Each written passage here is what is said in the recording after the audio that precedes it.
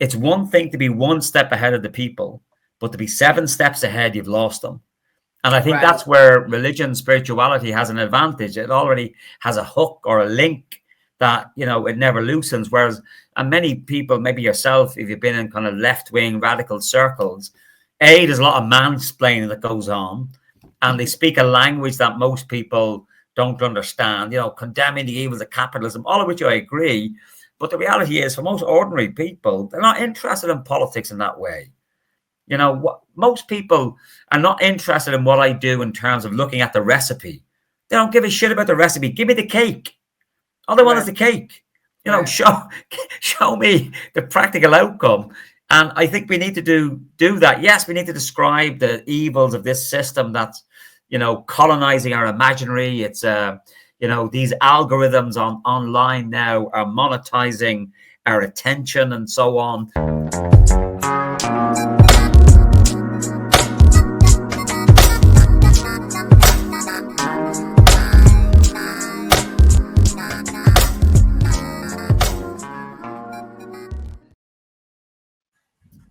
What's up? What's up? What's up?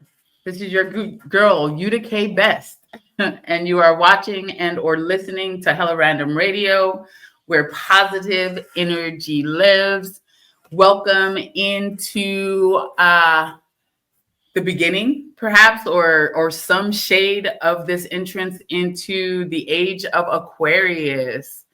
My guest today is John Berry, professor of green political economy at Queen's University, Belfast, himself. How are you doing today, sir? Iha white galer accordia. That's a few words. Os Gaeilge, my native tongue in Irish. Good evening, everybody. Delighted to be here. Yes, yes. Thank you so much for being here. And before we went live today, we were talking about. I just read an article about a bookstore outside of Dallas, Texas, that has closed after 2 years, not because of finances, but because she's been harassed by her neighbors, and her landlord and the police have not done anything to protect her. And Professor was telling me that he heard someone say that it sounds kind of like the Northern Irelandization is happening here in the U.S. And so I would like to start by asking about that, because I want to hear about the history, and maybe the history where things like this have occurred before can help us prepare for it here. Uh-huh. No, listen, delighted to be here, and thanks for the invitation. I love American people. I've been there many times. I have always been suspicious of your governments. So I need to distinguish between the government in America and its people. And many of us looking on from Europe are very, very worried for America. And it goes beyond just simply the election of this criminal, misanthrope, racist that sadly you're going to have as your president come, January. It more has to do with the way in which the American Republic, and it is a republic. I mean, Ireland is a republic as well. And what that means is that we don't give any credence to, aristocracy or monarchies. That's what, republics are. It's a modern way of governing. But the American Republic now is extremely fragile. And looking across from the island of Ireland, where we've had 40 years, so from 1968 to about 1998, we had civil war in Ireland, particularly in the north of Ireland. And what many of us are looking at America now is seeing the divisions, the deep mistrust. It's almost like two Americas. I mean, if you watch Fox News and then you watch any other sane media outlet, it's like two different worlds that people are living in. And particularly, maybe just to finish is that, for many of us looking across in America, we have to recognize, and I'm sure it'll be no, surprise to yourself, America's original sin was racism and slavery. This is a society that was born out of slavery and on slavery. And it's almost like that is now coming home to roost in many ways with the election of this particular, criminal. Let's name it. He is the thief in chief in terms of, being a convicted criminal.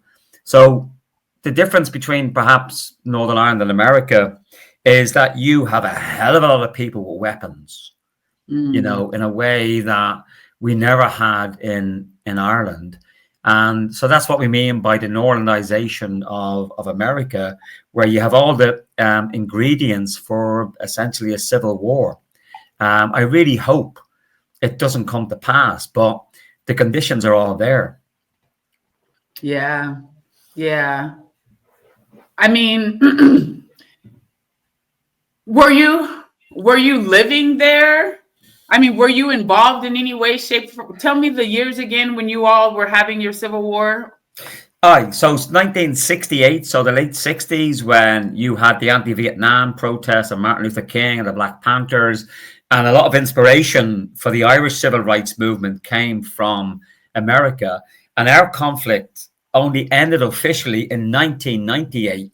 Now, Wow. unofficially, it's still continuing. So we had 40 years of a civil war. And I'm not saying that is my prediction for America, but I just look at American society, and it has all the ingredients of what we experienced in the build up to our conflict in 1968.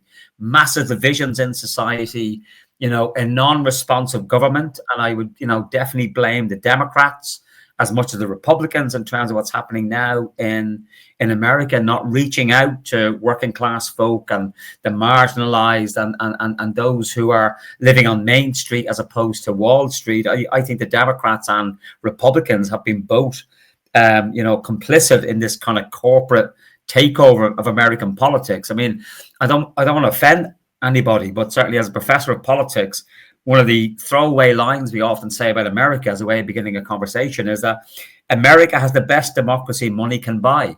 If you look at the donations to the Republicans and Democrats, you'll find the same corporations, the same fossil fuel interests and so on, hedging their best. So in many respects, how different is the Democrats from the Republicans? I mean, I was at a talk in the kind of, post-mortem on the election of a horrible person as your president or a president-elect. And somebody said quite rightly, and it's a very Irish phrase, and again, we're quite blunt when it comes to expressing our views in politics, is that the Democrats and Republicans are like two cheeks of the same ass.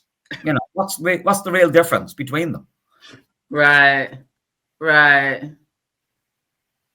Wild. So what was it like to be in civil war? Was it literally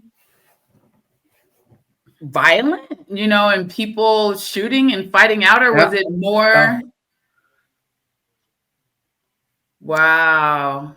So maybe just to give you some background for folks who maybe don't know, and why should they know? We're a small island, we're 1.5 million people in the north of Ireland, maybe 5 million in the south. So, we're like one of your states. When I lived in America, I took a map of Ireland and I figured that the island of Ireland would make a nice lake in one of your larger states. I mean, we're a tiny country.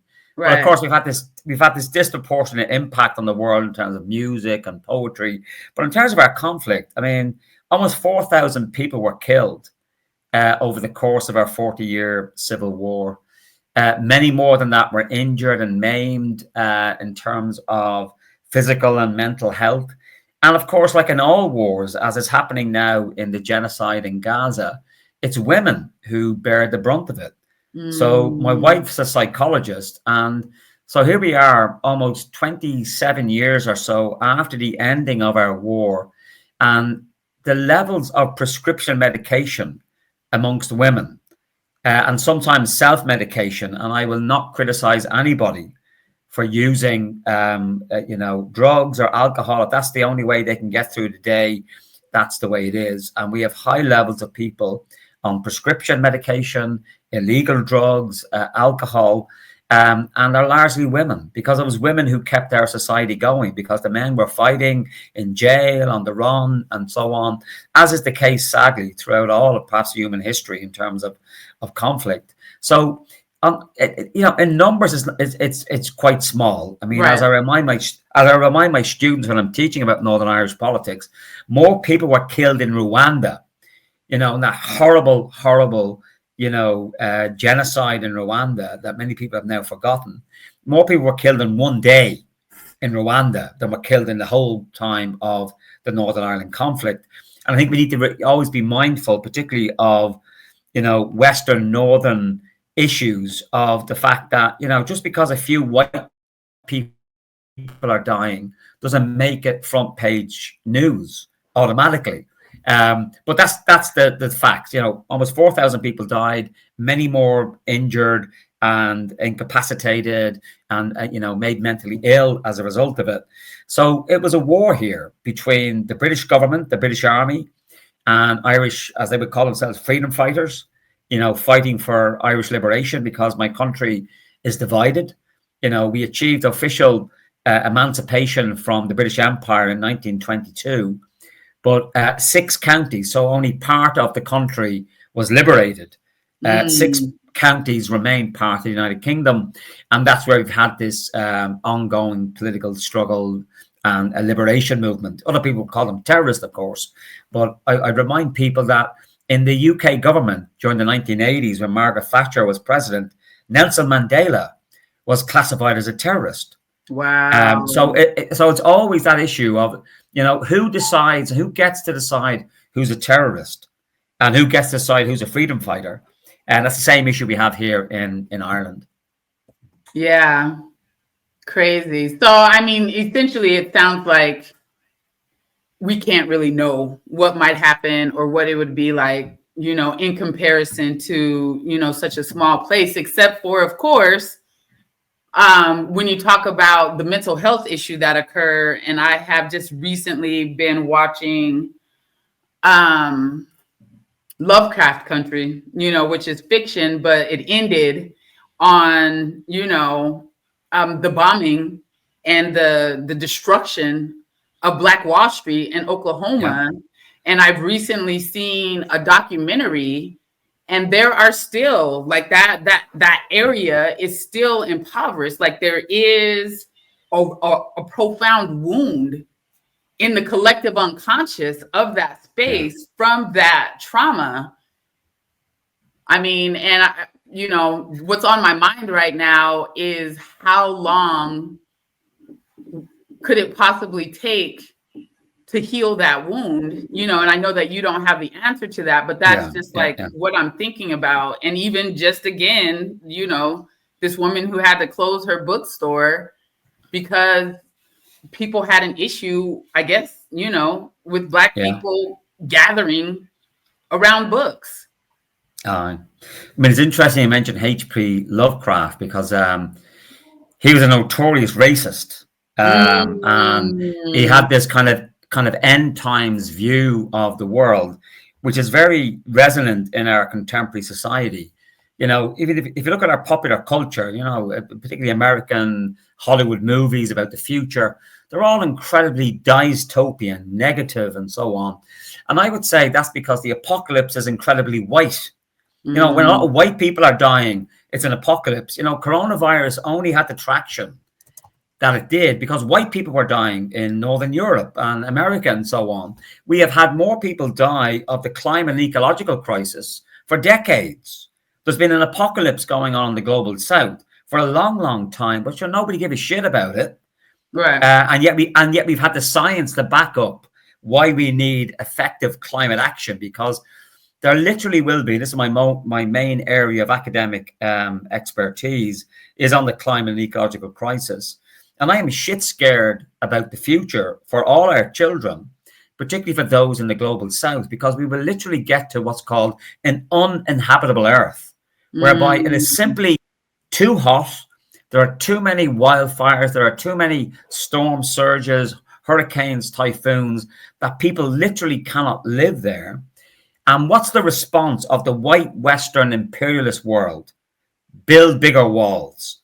We will not allow, in case people don't know, we will not allow you to seek refugee protection. So it's an international convention that if you're being oppressed because of your sexuality, your political views, and so on, you can go to the States, you can go to Ireland and say, hi, I'm from, Myanmar in Burma. I am a Rohingya Muslim and I'm being oppressed by the government here. And at least you can be given refugee protection. If you rock up to New York or Dublin and say, hi, I am from Kiribati. This is a small island state in the Pacific. I can no longer live there because the island has disappeared, because the sea has risen. There is no international protection. So we're dealing with what I would call eco-apartheid globally now.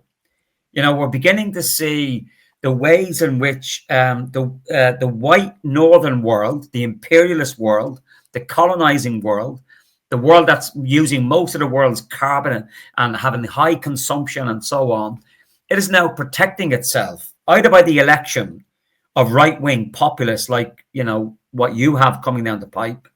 We have fascists in government in Italy. We have fascists in Hungary. We have the fascist almost won in France. So we're in a very, very dangerous situation, made even worse, just to conclude, by what seems to be Joe Biden's legacy now, is that he wants to start a war with Russia. And Russia has now declared it will use nuclear weapons if it's attacked. And the Ukraine has now been given permission by America to use long-range ballistic missiles, which is now used. And so we're now looking at the genesis, perhaps, of World War III. Wow. But I would say that it's about protecting the white colonial imperialist world. We are heading towards what I would say, and if you talk long enough with me, you realize I'm quite fond of using popular culture. If you've seen the movie Elysium, so it's this kind of dystopian future where the rich live in this off-world from the earth paradise, where everything's taken care of, food is brilliant, any illnesses can be cured, and the earth is despoiled, where the working class live, where the subaltern, where the non-white people, where the castaways of society are there. And I think we're heading into that world already, where the white Western world will build bigger walls to protect its privilege in Europe and North America, Australia, and so on, in terms of its punitive and frankly racist and apartheid mentalities. And I think this is not just a speculative idea. We can see it happening in real time. It's already been there for quite a long time, but now we can see it actually, coming to fruition. Deep. And Elysium, is that Elysium? That's correct, yes. It's from about maybe 10, 15 years ago. Jodie Foster as one of the main characters, and Matt Damon as the kind of hero, typical white people as the heroes and sheroes. And I have to ask at this point, before I go on into some other questions, just so that I have clarity, on how disparate our belief systems might be. But do you consider yourself a spiritual person at all? Or what is your spiritual belief system like? Okay, so I'm a very strange person. I was raised a Catholic, but I'm not a member of that faith anymore. But I'm not even a lapsed Catholic. I'm completely collapsed. I would consider myself to be a revolutionary Marxist, an intersectional eco-feminist. But having said all of that, I do have a sense of meaning in the world and our actions that go beyond those. Sometimes our Marxist view can be very materialistic, and it's quite dismissive of religion and spirituality and so on. So while absolutely, given what the Catholic Church did to people here for decades in Ireland in terms of sexual abuse, I have no time for organized religion. I do have a belief, and I will explain it like this, and it may sound a bit odd because I am a Marxist. I believe in revolution. I am with, Malcolm X and the Black Panthers in terms of everything they stood for. They had it on the money, 50 years ago. But I would describe Marxism as a Christian heresy. In other words, it's a sense of meaning. It's not a belief in an off-world male or non-gender specific identity, but it is a sense of purpose, because it's in my view, Marxism is a redemptive politics. It's Mm. about redeeming the world, to make the world a more beautiful place, a more just place, in which we seek meaning in communion with each other. Now, for me, I think that fulfills a lot of the tick boxes you would need to describe a spirituality, with the exception of a belief maybe in the supernatural and so on, because I believe in life before death, and I believe our legacy, and whatever we want to call our soul, our life force, it does live beyond us when we pass into, another life, or, beyond when we die. It's how we touch people now. So for me, that's why, as I said earlier, I believe Marxism, which is my spiritual political belief and has been for all my thinking life, is a heresy. It has all the same features of what people would have in terms of spirituality. It's a sense of purpose, a sense of meaning, and for me, ultimately, just to finish, it's a sense of service. Yeah. For me, how do we serve our communities? How do we become good ancestors? All of these things have always occupied me, and I've just found a particular way of doing that through kind of a revolutionary Marxist, intersectional perspective.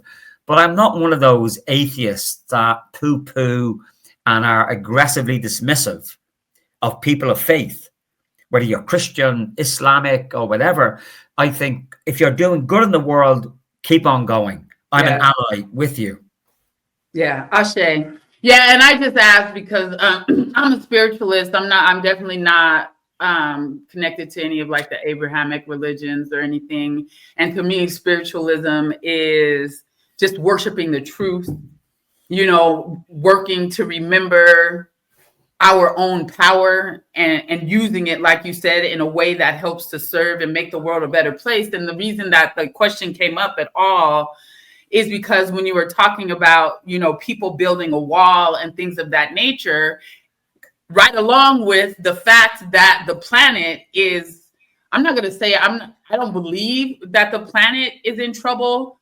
I believe, and that's part of why I asked about the spiritualism too, is because I think that the planet will defend itself at some point. Yeah. If we don't figure things out. And I feel like we got to be close to that. I don't feel like there's really a lot of time for people to build walls and not deal with the real issues in the planet. Yeah. No, 100%. I mean, I reject anthropocentrism, which is this kind of human-centeredness. I think we are connected with the rest of the living world. There is a life force on this beautiful planet, this beautiful blue dot in the universe, and we are connected to it. So I'm absolutely what you might call an ecocentric thinker or believer, that we're all connected. That's why I'm a vegan. I'm not saying everybody has to follow that particular path, but there are many ways of honoring. And it is about respecting and honoring the non-human world. Where are we grateful in our hyper-capitalist consumer society? Right. And that's part of the problem I have with consumerism. Consumerism effectively is whoever dies with the most shit wins. That's the message it's saying to us. That's the meaning of life. But more than that, it's about, a relationship with things, which is thin. There's no depth to it. These things are meaningless. We fast fashion, we throw them off and so on. So I would 100% agree with you in terms of, as the failure, if you like, of the philosophical political tradition I come from. Marxism is often seen as austere. It has nothing to say about, spirituality and so on. And I think we can see that in how do we mobilize people? I mean, most of the great political movements in society have always had a combination of people's sense of injustice, but also some sense of a spirituality or a cultural or an ethical impulse as well. For me, there's no contradiction in seeing that some of the greatest voices, for example, against the abolition of slavery, were not just nice white guys who were religious. We have this image that somehow in the 19th century, it was all these, white people who read the Bible and said, oh no, we can't agree with slavery. It was actually the slave revolts in Haiti That's what really began. That's going to be written out of our history, our collective history. That actually it's a combination. Yes, the religious allies, they can get on board, but actually we also often need, physical force, either violence or the threat of violence. It's what Frederick Douglass, who is one of my absolute heroes, this freed slave in America, who this wonderful orator. He visited Ireland, my country, at least 4 times Mm, in the course of his life, and we have statues to him here. And he said a very wise thing. He said, "Power does not give up anything without a struggle. It never has, and it never will." right. Those. If you think we can change society by being nice, I am sad to say you are very badly mistaken. We live in an incredibly violent society, an incredibly violent world. Now, just because we don't experience, most of us, the kind of violence we talked about a moment ago, what we've seen here in Ireland for 40 years with civil war, well, I hope you're going to avoid in America in terms of the civil war. But America, like Ireland, is incredibly violent along race lines. We have had 7 women murdered in Ireland in the past 7 months. We have an epidemic of femicide. We have toxic masculinity. We have class violence, where it's getting cold now in Ireland, maybe where you are as well. And we have this horrible situation where we're going to have excess debts because poor people Mm, cannot afford to heat their homes. How now? If that isn't violence, I don't know what is. So I think we need to expand our notion of violence and then say, okay, what do we do? I'm not saying we all go for the gun and it's revolution and so on, but we have to realize that we will not get any great change in society simply by using bourgeois liberal democratic means as a way of mm, doing it. That was the great insight of the Black Panthers, which has almost been written out of even views of American civil rights. It's all about Martin Luther King and the kind of, the message of pacifism and so on, and the Gandhian non-violence, which all of which I get. yeah, yeah, And I yeah. said, well, what about the fact that there was armed Black resistance against the racist police in Right, America that still exists? right. Long before, Black Lives Matter, you would know more than anyone else. That's never gone away. So why is it that, particularly white historians focus on Martin Luther King and not Malcolm X? Yeah, because they don't want people to arm themselves. And I don't know how true this is, but I definitely have a friend who is just like,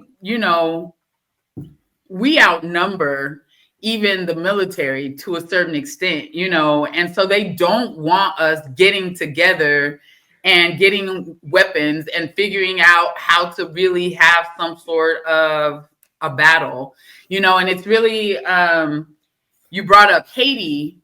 And it's interesting because I just randomly saw this video on YouTube the other day where they were talking about how Haiti was able, like, I know they're extremely poor now, but how they were able to oust, 2 different governments. And Yeah, many people believe that some of how they were able to do that was with their belief systems and with voodoo. And they are saying in this video that that's why voodoo has a bad name. Like, they tried to demonize it to scare people away from that yeah, kind of power, yeah, you yeah. know? And Aye. go ahead. No, I was just going to say that there's 2 quick responses. I mean, one, Malcolm X wisely said, "We're not outnumbered; we're out organized." That's part of the very point that you made there is quite correct. But if you look at Toussaint de Louverture, so he was the great Black Caribbean leader in Haiti that led a rebellion against the French Empire in the late 18th, early 19th century, and where Haiti became this realm. It was a Black republic of, I'm not saying it was ideal and so on, but they basically threw off the yoke of slavery and oppression. Now, it was suppressed, after the revolution, but that was a fantastic, symbol of hope and so on. I don't know what you've said there in terms of their belief systems, but I can fully, but understand it, because this was a time when we're still, that we, as in the white European world, is still stealing and thieving people and bodies from Africa, Mm. and they're bringing them to the Caribbean and America and so on, and they're still got their own belief systems that they're bringing from their home countries. And many, people, in fact, I think that there is no example anthropologically of any society without some belief in the supernatural and spirituality, because it helps human beings figure out the world. Why did the crops fail? Why are things happening? So I can fully appreciate that those rebellious, revolutionary slaves that rose up in Haiti were motivated not by the French revolutionary slogan of liberté, égalité, fraternité. Maybe some of them were, but actually motivated by a sense of their own indigenous autonomy and dignity, Right. rooted not in Haiti necessarily where they were, but rooted in Africa, rooted in their own indigenous thinking and so on. And in my view, I don't particularly, care the motivations of why people do what they do. I just want them to do the right thing, which is Right. against, slavery, against oppression, against injustice, and so on. But I can absolutely agree with you that there have to have been a non-political, cultural, ethical, spiritual reason why people, because that's how we make meaning. How do we make meaning of the world?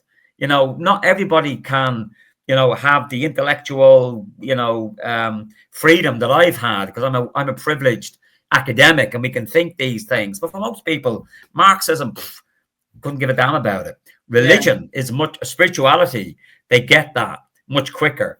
And it's a real issue for me in terms, just to finish, that in what I see as the positives in the world's in a shitty state. There's no doubt about it. There's ecocide and genocide going on in Gaza. We look at Joe Biden and what he's doing in terms of unleashing hell in Russia and Ukraine, with potentially then trying to aim at China as the main, target here.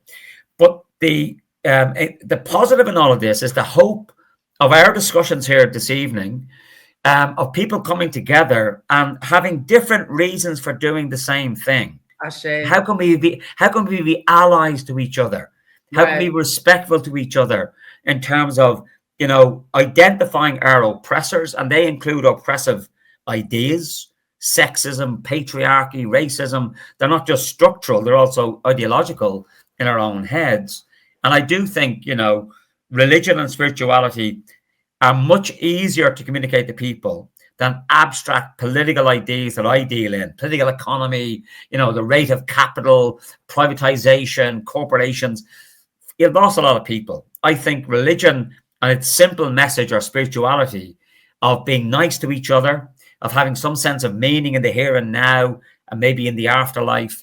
I think that connects with people because it's more gentle, but it's gentle in a way, not like a flower. It's gentle like a bomb that you don't let Mm. off. Deep, deep, deep, deep. I mean, and along those same lines, what do you think about New Zealand and that young lady bringing the haka to the parliament? I have watched that a number of times now, and I'll be honest with you, I've cried Me because too. because I am the legacy of a colonized people. I mean, the Irish are, well, not unique. I mean, many peoples have been colonized, but it's where colonization kind of began with Britain 800 years ago. I'm speaking to you in a language which isn't my own. It's English. I should be, I am relearning my own native language, which I gave some, words of at the start. So that, decolonization is very alive for me now, in terms of bringing that to my students and my activism and so on. And just looking at the bravery and the eloquence and beauty. I think that to me what struck me so strongly is the aesthetic beauty of what that member of parliament did. And then I don't know whether you ever, there was one that was doing the social media rounds, of course, as these things do. But there was one screenshot, and there was an older Maori politician that was sitting a little bit off from the young woman doing the haka. And you could just see the joy on this older Maori woman's face, saying, oh, the younger generation get it. You're And right. I could really resonate with that. And particularly then seeing the white guy, I don't know who he was absolutely flabbergasted, shit scared, and so he should. Right. I think that was actually the guy who brought up the treaty, the change that they're wanting to make. Okay. But yeah, no, it's really interesting. And I cried a lot. I watched that so many times. I think Thursday is probably when it came out. I'm gonna use that, say that it came out on Thursday. Or that I saw it on Thursday. And I must have watched it 100 times. And even at the 100th time, it was still making me like ugly cry, not just a little tear Yeah, yeah, falling out. Like, and I just can't quite understand why, except that perhaps she was literally channeling some energy yeah, of her yeah, ancestors. Like, I don't think it was yeah, just her yeah, yeah, that was yeah, present in that yeah, sound and in that movement. yeah. You No, know, she was stepping into her power. right. And that's what really came across. And you're absolutely correct. I mean, the Hakka and Maori culture is not a present issue. It Mm, is. She was, in my view, she was looking forward, but being propelled back. From where she came from. All those. In the case of the Maori, at least 200 years of genocide, of exploitation, and oppression, and to see that righteous anger being expressed. But was it, as I say, I would really hold, for your readers or your listeners and people who are watching, there was an aesthetic beauty to it. It wasn't just like an angry, fuck you, white people who came here and took our lands. Yet there was that there, but there was also this dignity. You yeah, will not describe who I am. This is who I right, am. right. And particularly seeing the tattoos of many of the Maori MPs, they were representatives of their people going back Mm, centuries. So it was absolutely so powerful, and very, not just powerful, but empowering for those of yes, us, like I yeah, think you and me and maybe others who are also struggling with this. How do we decolonize in the context of these toxic legacies of racism and imperialism? And to me, that's what, it's a bit like what Cornel West, one of my other great heroes intellectually, where he calls justice is what loves look like in the public sphere. Justice mm, is what love looks like in the public sphere. What a beautiful way. And I think that young Maori MP, she expressed that. This was justice, claiming its space, not being defined by white culture or even that white environment she was in. I mean, that whole chamber is a white European way of doing politics. right, Most peasant cultures, from the Irish to the African to the Asian, we do our politics under the tree. We all sit around. We all light fires. We all, smoke. We have a drink. We discuss it. These enclosed kind of formalistic ways, they're incredibly white and European. So I think she reclaimed that space. She dominated it. I mean, if she had a microphone, she just could have dropped the mic. right. If she had a microphone, I think we'd all be deaf, like, because she did that. And I'm realizing, actually, finally, as you talked about it, that some of probably my personal tears is not being that connected to my ancestral history and being able to express myself in that way. Like, I know how to be angry and loud and I will start a fire or Yeah, whatever, but I don't have, that yeah, connection to a way that my ancestors would have, made a statement in a similar way. So yeah, not that just I just found that clarity, and I'm appreciative of having that. So now I guess, and I know that well, I'm not going to say that I know anything. Instead, I'm going to go ahead and back up now, because we launched right into this and you didn't really talk very much, if at all, about who you are, what you are and why you are. But if you could tell us a little bit about the Sure. evolution of himself, that would be awesome. Oh, that's a lovely way of putting it. Yes, and typical of an Irishman to jump straight into the politics without explaining Well, who I me am, too. where I'm from. So Sean de Barra is Anam Dum. John Barry is my name. I was born in 1966, which is 50 years after the Irish Revolution of 1916. So I'm getting on now in terms of my political activism and age. And I'm a recovering politician, as well as being an academic for nearly 40 years. And I specialize in the intersectional justice implications of the climate and ecological crisis, with a particular interest in connecting decolonization, decarbonization, democratization, and decommodification. So a lot of D's in there. That's my main kind of academic interest. But I'm also unusual as academic. Is that I give a shit. I want to use my privilege, and it is a privilege to be an academic and have tenure and so on.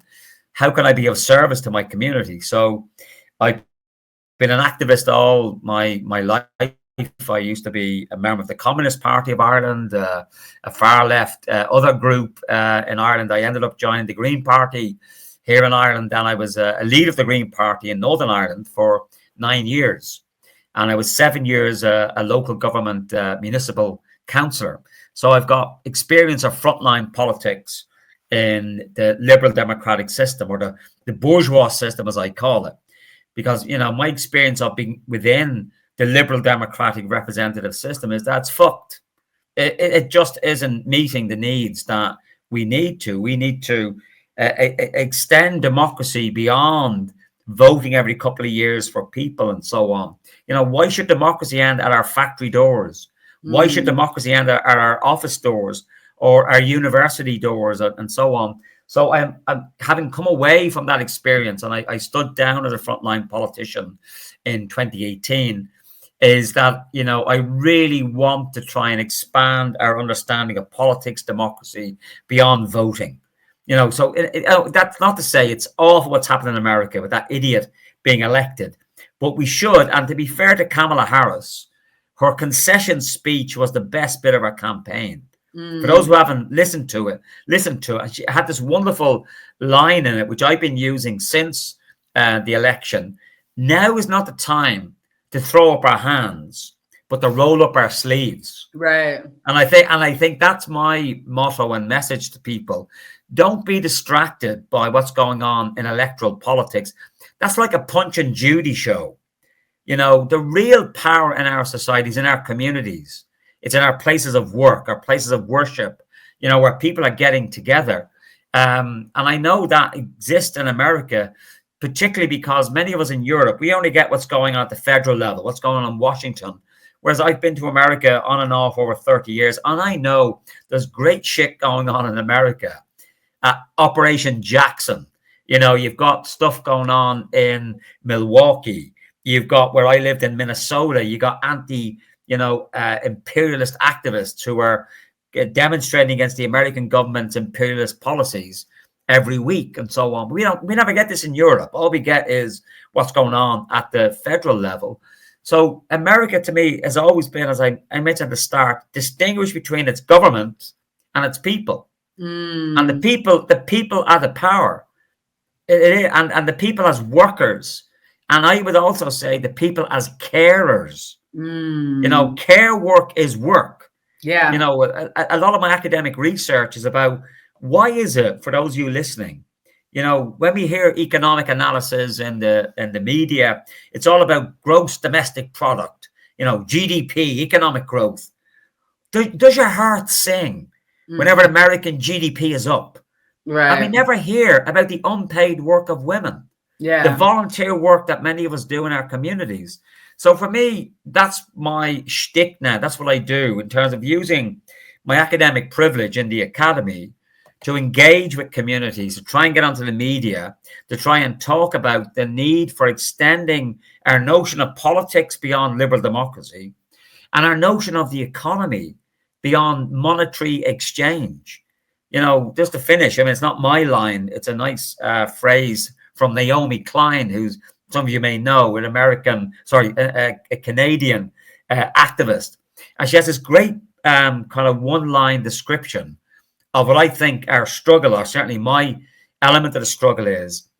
She said, we need to move from a dig and gig economy to the care and repair economy. So the dig and gig economy is the kind of extractive Keystone X, destroying indigenous lands in America or elsewhere. And the gig element is that, sadly, as many of you perhaps know, and certainly the students I teach, the world of work now is where you get short-term contracts. There's very poor labor conditions. There's no trade union representation. So it's a very different world of work for young people today. And we need to move away from that dig and gig, extractivist, precarious economy to a care and repair economy. Right. To love each other, to love the earth, to care for the earth, and good food and water and air. And that's where, I think there's a lot of overlap between your worldviews and mine, in terms of, I'm interested in the politics of life, because what we see now is the politics of death. We have more money being spent on weapons and war than on maintaining the life supporting systems of the planet or maintaining our healthcare systems. So we need to move to care and love as the ultimate end of what it is we're all trying to, do in this life. Right. I mean, and obviously we don't, if it were likely an easy answer, it would already be the case. But like, what are some of your ideas about how we begin to make that shift? Is it just like one person at a time? What do you think are some of the solutions? It's in, it's expressed by that film that I think it won many Oscars last year. Everything, Everywhere, All at Once. It is about those conversations over the dinner table with family, coffee with friends. But we also need revolutionary action. We are talking about major structural changes in our society. I always say to people, the table of the revolution is long. There's a space for everybody. And not everybody has to, do politics and protest and so on. They can be quietly revolutionary by refusing to buy the shit that Amazon is trying to sell to us. I heard that. The great refusal, making things. I mean, to me, one of the great tricks of capitalism has to rob us of free time, because many of us buy this shite, this crap, because, they are expressions of love. Don't get me wrong. When you buy something for somebody, it's a birthday, it's Thanksgiving, which I know you folk have coming up soon. It is an expression of love and concern. But often I feel that, well, if we had more free time, we would spend time with people, or we'd make something, even though it maybe not be particularly, perfect. But many of us, those of us who have children, for example, the stuff that's precious to us, it's not the gifts that our children, when they have money, bought for us. It's the really badly made sweaters or scarves or pictures that our kids have made, because it's a story to them. And because our kids had the time and they knew no different. And I think we need to become more like children as adults in reclaiming back our time, in the same way that Maori politician reclaimed back her power. Right. We need to see that the real, for me, prize in this revolutionary politics that I'm interested in is not more stuff. I want more meaningful free time for everybody. Yeah. So we can hang around with each other. We can share space. We can discuss. We can make really bad gifts for each other. We can have more sex. We can be sensual. We can dance. All these things that, for me, are the essence of a good human life. Right. Have to do with sensuality and pleasure. We're being denied that. We now have our pleasure through things. Right. We buy things that give us pleasure, and we get the dopamine hit, and then we need a bigger dopamine hit and buy more stuff. Right. So for me, never stops. It is a drug. It's an addiction. Yeah. So my view is, let's take the red pill, Neo. Let's try and press the pause on this consumer treadmill and actually see that what we should be arguing for is not more stuff. And don't get me wrong, there are many people in our societies in America and Ireland that need more stuff. There are some people in our society who don't get enough. But the Right. issue is we do not need more growth. All we need is more redistribution. That's why I'm a Marxist and a socialist. We don't need any more planet destructive forms of economic activity. We just need to make sure everybody has a house, Yeah. everybody has clothes, everybody has heat and food and so on. So for me, the essence of all of this is a politics of enough, a politics of time, of radical free time, not unemployment. That's not what I'm talking about. Right. It's Right. meaningful free time whereby we can share with each other who we are, because Yeah. many of us are just so time pressed. And I'll Right. just end with this kind of question to your listeners and yourself. Why is it in the course of capitalism in the last 200 odd years, every technological innovation we've had has led to this: less people working more rather than more people working less? Yeah. Who decided that? I mean, the people at the top obviously decided that, and it's a really hard shift. But I realized watching the squirrels eat the peanuts that I leave on my patio, and that you're right.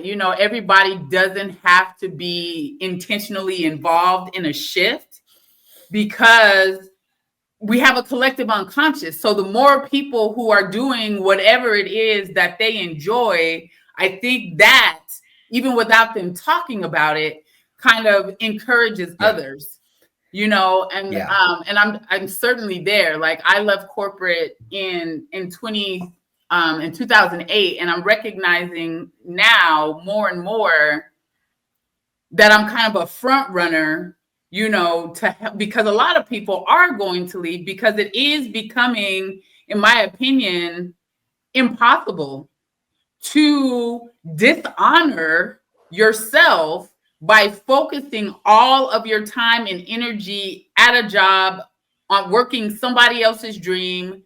I think, in my opinion, a lot of the increase in anxiety and things that we are hearing folks talk about is happening because its spirit is no longer supporting us in dishonoring ourselves. yeah. Just No, listening to you talk about like creating gifts and things of that nature, like, I am so clear. Like, I've been doing a lot of writing in the last couple of months, and it has really come up for me that the way to full on mental health and wholeness, it comes in remembering and honoring the inner child. Like, the inner yeah, child is the guide yeah, yeah, going forward, and the inner child definitely doesn't want to go sit in a cube farm or work somebody else's dream. So I guess the short answer of what I'm saying right now is that I've really gotten pretty hopeful here just in this time, because I know it's not going to be a snap of a finger, but I know that what I have achieved in that time since leaving corporate, which is being happy. I don't have a lot of stuff, but my time is my time, and I am happy because of that, and I know that happiness is going to inspire other people to figure it out. yeah. No, I think that's beautifully put. I mean, I've been thinking a lot about the Hans Christian Andersen tale of The Emperor Has No Clothes, where it Okay. takes the child. And for those who don't know the story, this vain emperor is fooled by these very clever, dressmakers in terms of, they come up with a suit of clothes that isn't there; it's invisible. So the emperor is naked, but only people of discernment can see the clothes. Everybody colludes in this fantasy that the emperor has these beautiful clothes on. And it's the childlike innocence that says, you're buck naked. And I think the emperor has no clothes now. Yeah. And it's about stepping into that realization, but also most importantly, and I do feel you and I are very similar in a way. When you're a pioneer, it can feel lonely. You're a feature of ridicule or curiosity, and you're not really engaged with authentically because you are a pioneer. And to realize, actually, you know what, shit, I'm not the only one. There's a Yeah. lot of people in this space may have different ways of describing it and different language, but I think many of us have this sense that we're at, it's not quite that religious apocalyptic end times, but this system of, call it what you want, neoliberalism, capitalism, industrialism, it's coming to an end. Yeah. It's collapsing. But what I really would like to resonate with is the point you made that it's not a click of the fingers and a thunderclap. I think what we're dealing with is a sense of mourning, like a degenerative disease. Mm. This society we're living in is sick. It will show signs of recovery and then collapse. I mean, we had a terrible disaster in 2007, 2008, the big global financial crisis. We're now going through a similar crisis, and it looked like maybe we were bouncing back. But I think we can actually help what I would call hospicing modernity. Hospicing, in Mm. other words, giving this way of life what we call in Ireland a good death. In Ireland, we say it's a blessing, where you say to somebody, "I wish you a good death." Mm. Ireland has changed radically, over the many decades, not all for the good. But the one thing we've kept on, which is good, we've got a very healthy culture of death. We wake our dead, we honor our dead.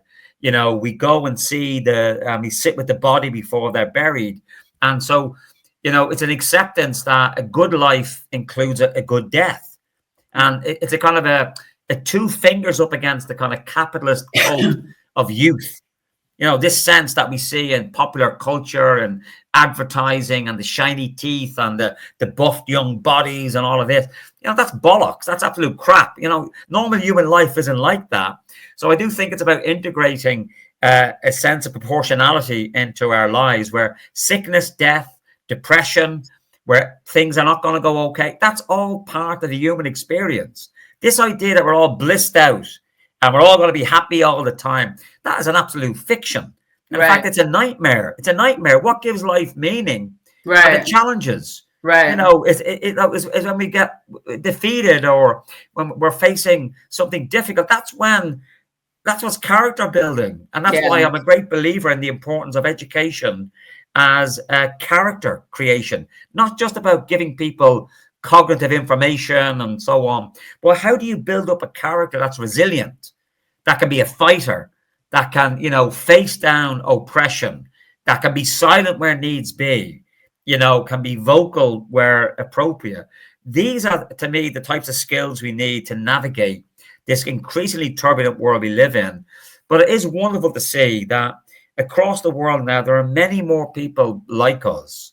We have different languages, we have different ways of expressing it, but we're not alone. I mean, we Yeah. are more powerful than they can possibly imagine. It's just Yeah. that we need to get our shit together and get organized around how Right. we do this. Right. Right. For sure. I mean, and I hear you.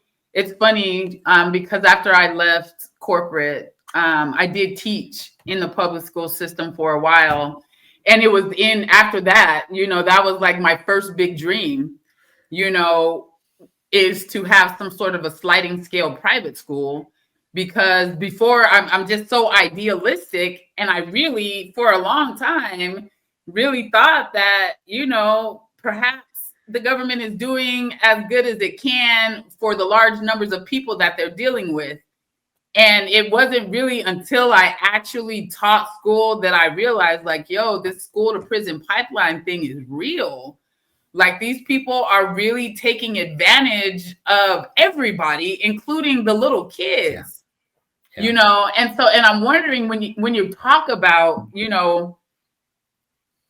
education being about character and not just about book knowledge or whatever, like, is it the case in other places? Because I feel like in the United States, for the most part, it's just designed all the way from elementary school to college to put you into a box. so that they can get you to go sit in that corporate desk. Is it different where you're at, or is it kind of the same thing? No, it sadly is the same. I mean, I would recommend to people to read two wonderful pedagogic theorists. One is Bell Hooks, No wonderful doubt. African American. I mean, she is just such an inspiration in terms of how to be a teacher. And she took a lot of inspiration from another guy from Brazil called Paulo Freire, who basically said education is the practice of freedom. Education is not about, filling an empty bucket that somehow, all these ignorant kids come in and the teacher is there to fill their heads with stuff. It's to bring out from the students what's inside them, Right. in terms of connecting with their lived realities. I mean, it's one of the reasons why I'm only now, as a late adult, relearning my own language, because I was compulsory taught Irish up until I was 17, but I hated it. Because I was taught in it was like learning Latin. I had no connection. I was from a working class community in Dublin. We had an epidemic of heroin when I was growing up. And really, I'm not trying to, get people to feel sorry for me, but it was a really tough situation that many people in other parts of the world experience, an opioid epidemic. And learning this Irish language had no connection to my lived experience as a young working class man from North Dublin. And I think, if you read Bell Hooks or Paulo Freire, it's all about how do we educate people in the here and now, where actually people are the experts in their own experience. Right. Not me as a professor coming in and telling you what you need to do. I should be on tap, not on top. Right. Our job as academics is to serve and to help. So maybe I have a little bit more knowledge because I've had some privilege in terms of this issue. But really, it should be asking people, what do they want to learn? So I'm perhaps unique, maybe in my own university in Belfast, where every course I teach at my students, from the first year right up to PhD, I ask the students, what do you want to learn? So half of everything I teach is from the students. This gets their buy-in, but it also means I have to learn new things. So sadly for me, I know an awful lot now about Shein and Pretty Little Things and Boohoo and all these horrible fast food, clothing companies, because that's what students wanted to learn about. I would have never have done that as an academic. I'm not interested in it, but I was forced to do that. So that's good for me. But it's also about creating a culture of co-creating the knowledge. That somehow we need to get away from this nonsense that somehow people with credentials, PhDs and professors and so on, we have the knowledge. It isn't that. We have a little bit more than others, but how do we share that and co-create it with others? Because ultimately knowledge without impact is abstract. It means nothing. Knowledge is power. So how do we arm ourselves? Right. Because that's really what we need to get to, is to see that's what I would say in terms of decolonizing our imaginary. Many people have this kind of, in my view, capitalist view of themselves, a capitalist view of the good life, buying loads of stuff, getting a house, cars, foreign holidays. And I'm not against people having nice things, but I would imagine if you give people the information, they would realize that who's deciding for them what the good life is? Right. Who's deciding for them how to be in the world, even around gender performance.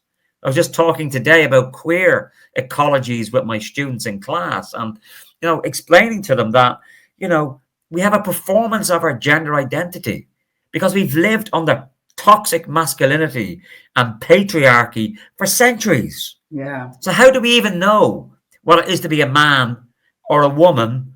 Or because we've never had that freedom. We've always lived under, gender oppression and so on. So it is. Now, I'm not saying all students or people that we speak with are going to get this. Many people feel afraid. They want an easy life. They want to get their head down and just go with the flow. But I always say only dead fish go with the flow. Yeah, I saw that. I saw that in your signature. And I had to think about it because I definitely am a person who believes in going with the flow. But of course, when I'm talking about going with the flow, I'm talking more about being in alignment with my authenticity and with my spirit and, with what I was born to do versus what I feel like I have to do, to pay the most bills or whatever. I'm going Yeah. to look up No, this. no, sorry, just to interrupt you there. Is that idea of the flow that you mentioned is a recognized psychological state of high Mm, discernment and joy. It's where stops. It's when you're literally in the moment and present. And that's yes. what in the flow means. And in that sense, absolutely, I think we need more of that where people Right. can find their center and their happy place. But what I'm obviously suggesting is this idea of conformity. That's very different than what you're describing in Right. terms of that heightened sense of where you become a craftsperson that is crafting something, whether it's writing or reading or simply looking at a bunch of trees, where you literally are enraptured in that moment. That's what it Right. means to be in the flow and that you mean. Right. Ashe. Ashe. And I wanted to look at this comment. Prince Yoshi's son says building resiliency takes time and genuine recognition of privilege and not using that privilege for leverage. Yeah. Yeah. No, I completely agree. And it's a difficult one for us white people in terms of, yes, we talk about being allies and we recognize our privilege, but and even, unbeknownst to the person with that privilege, they may actually behave in ways which are quite harmful, and they're not even aware of it. And I have to be honest, maybe I've done that as well, even though I like to think of myself as somebody who's aware of this. And I Right. think it is about seeing that the agenda has to always be set not by those with privilege. What Mm, we as the privileged bring are resources, our time and information and passion, but we have to be in response to those who we're serving or those who we're being allies with. And I know that's easy to say. It can be quite difficult to because when do. you're an alpha male professor and so on, you're used to commanding the room, you do have to retrain yourself. And for me, it was a salutary experience when I was a politician. Just to tell you a brief story, how I've come to learn that issue of privilege and avoiding leverage. So I was a white male Psi professor who was a member of the Green Party in our local council. And I was surrounded by people who didn't believe in climate change, who didn't believe in evolution, who didn't like my accent because I'm from Dublin. They weren't from Dublin. I never achieved anything as a councillor in 8 years because I Wow. was a minority. I argued for equal marriage. I argued for, all sorts of what I thought was sensible policies in terms of bringing more, hope to our local community. And I never won anything. I was dismissed. I was ridiculed. I was laughed at on council and so on. I think actually all that protected me was the fact that I was a white professor and male in term. But what I learned was, you're in the face of power when you're met not with ridicule or rejection, but when you're met with silence. So many Mm, times in my experience as a politician, where we'd have a policy and I'd have a well-informed, empirically based argument, and I'd say we need to do this, and I'd be expecting a response, and I'd be ready for a debate. All I seen was the biggest party would say, "Okay, we're going to vote this down. Next item." And wow. I felt crushed, because nobody likes to lose, but at least lose when you've had a debate. And for me, the lesson I learned very quickly after a year of being a counselor, is I said, "Oh, is this what it's like to be a woman? Is this what it's like to be a Mm, member of an ethnic minority where you're present?" So nobody barred me, nobody stopped me going in to do my politician's job, but then I was just dismissed and ridiculed. So for me, that was a good lesson to say, well, as a white male professor, to experience that ridicule, dismissal, and silence, yes, it was horrible, don't get me wrong, particularly because it was crap what I was being faced with. But for me, the lesson has always been, okay, now I have some sense of, I'm not saying my experience is anything like being a woman or someone from an ethnic minority background. But for me, it's that, that lesson that I'll take with me to the grave, that I do understand how things can be for other people. nice. I mean, I appreciate that. And you were talking about how capitalism is going to collapse. But I also noticed in your bio that you said, why is it easier for most people to believe in the end of the world than the end of capitalism? You Yeah. know, and so I mean, there's several questions in there, but I guess the first one is because in my mind, most things happen after somebody has been visualizing it, you know, and creating it to a certain extent, at least on a mental plane. You know, so how is it that this system is likely to collapse when most people can't even wrap their mind around an alternative? No, it's a really, really important question. I mean, I would add another kind of phrase to that idea that it's easier to imagine the end of capitalism, the end of the world, is that people cannot think about the end of the world when they can't think about the end of the week. They're just trying to Fair get enough. by, you Fair enough. know. And we have to recognize that for most folk, that even though my post-capitalist, post-growth world of intersectional justice and so on, I think it'd be better for everybody. For many people, and this is a truism I learned certainly as a politician, it's one thing to be one step ahead of the people, but to be 7 steps ahead, you've lost them. And I think Right. that's where religion, spirituality has an advantage. It already has a hook or a link that, it never loosens. Whereas, and many people, maybe yourself, if you've been in kind of left wing radical circles, there's a lot of mansplaining that goes on, and they speak a language that most people don't understand, condemning the evils of capitalism, all of which I agree. But the reality is, for most ordinary people, they're not interested in politics in that way. Most people are not interested in what I do in terms of looking at the recipe. They don't give a shit about the recipe. Give me the cake. All they want is Right. the cake. Right. Show me the practical outcome. And I think we need to do that. Yes, we need to describe the evils of this system that's, colonizing our imaginary. It's these algorithms online now are monetizing our attention and so on. And I'm particularly worried for younger folk because they're now living in this visual world, this online world where, these what sometimes called high energy emotions, rage, disgust, anger, that's all what X or Twitter and so on are about, which is why I've moved over to Blue Sky now. I'm just abandoning that hellscape that Elon Musk has done to there.